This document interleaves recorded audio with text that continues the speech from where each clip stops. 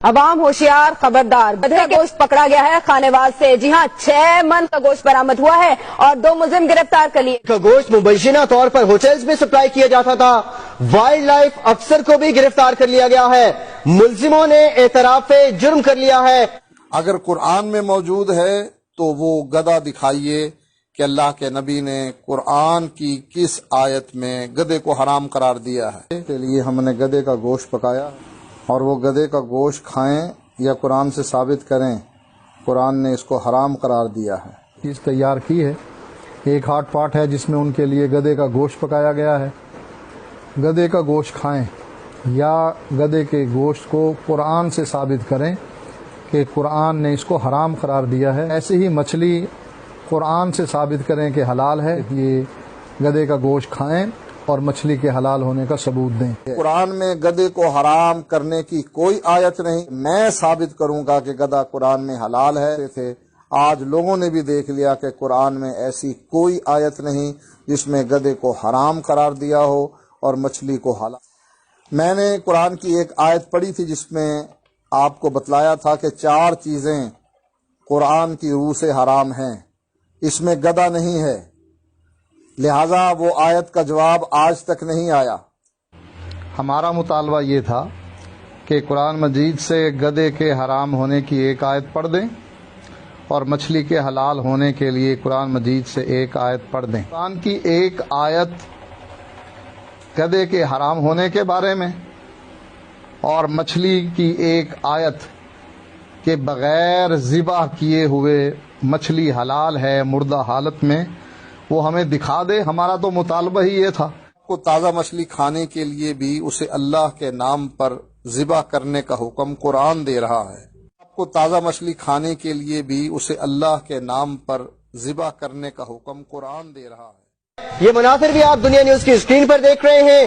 پہلے اس قوم کو گدھوں کا گوشت کھلایا گیا ہے۔ جی ہاں، گدھے کے کھالوں پر تو پابندی لگا دی گئی، لیکن اب خانے وال میں تازہ واقعہ پیش آیا ہے۔ آپ ٹیلی ویژن اسکرین پر 2 افراد کو دیکھ سکتے ہیں جنہوں نے اعتراف بھی کر لیا۔ گوشت سپلائی کیا کرتے تھے۔ خانے وال سے 6 من کا گوشت برآمد ہوا ہے اور یہ دونوں ملزمان دھر لیے گئے ہیں۔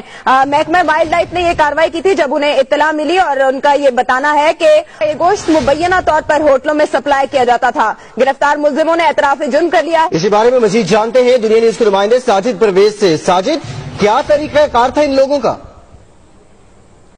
معروف اہل حدیث عالم کا کہنا ہے کہ گدھا قرآن کی روح سے حلال ہے اور اس کی قربانی بھی جائز ہے، اور اس عید پر اہل حدیث علماء گائے بیل کی جگہ گدھے کی قربانی کریں گے، جبکہ اس کے مقابل دیوبندی عالم علامہ حضر حیات نے اہل حدیث عالم طالب الرحمان کو چیلنج کر دیا کہ اگر وہ قرآن سے گدھا حلال اور مچھلی حرام ثابت کر دے تو 1-1 حرف کے بدلے 1-1 لاکھ کا انعام دیا جائے گا، جس کی تفصیل اس ویڈیو کلپ میں واضح کی گئی ہے۔